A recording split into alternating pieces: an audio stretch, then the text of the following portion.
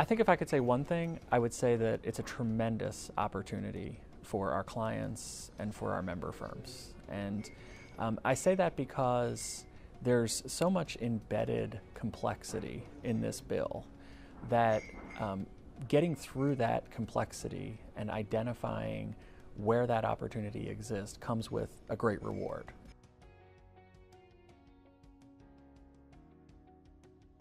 The tax reform bill had three major areas that it dealt with. The first major area was significant individual tax reform in the United States, and the second major area, and the one that probably touches U.S. clients the most, was a drop in the corporate income tax rate, along with other business-related tax reforms to encourage economic growth in the United States and to encourage the creation of higher wage jobs.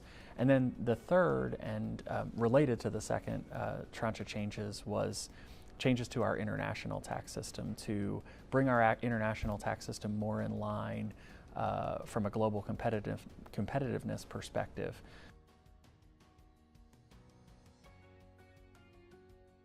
I would say for the next 18 months to 36 months, we're going to continue to see changes and developments on the U.S. tax reform front. So clients and member firms really need to stay aware of what's happening in the United States, keep abreast of these additional changes, and make sure that their clients are getting the latest and greatest information on U.S. tax reform. As I travel around and I talk to people all over the world, I'm certainly hearing from many non-U.S. businesses that they are deeply impacted by this U.S. tax reform. And I think they're impacted in a number of ways, but principally first, their supply chains are being impacted. So if they have supply chains that involve U.S. businesses, they're obviously seeing those U.S. businesses reevaluate the way they're doing business and asking those other counterparts to change perhaps the way they're doing business to react to U.S. tax reform.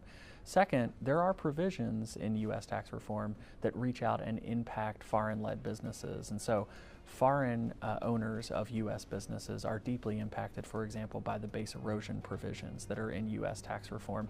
And we're seeing a tremendous amount of interest in those provisions from foreign owners of U.S. businesses. And then finally, I think that businesses that are owned by U.S. businesses, that's foreign businesses that are owned by U.S. businesses, are being impacted because their parents are forced to reevaluate how they're operating.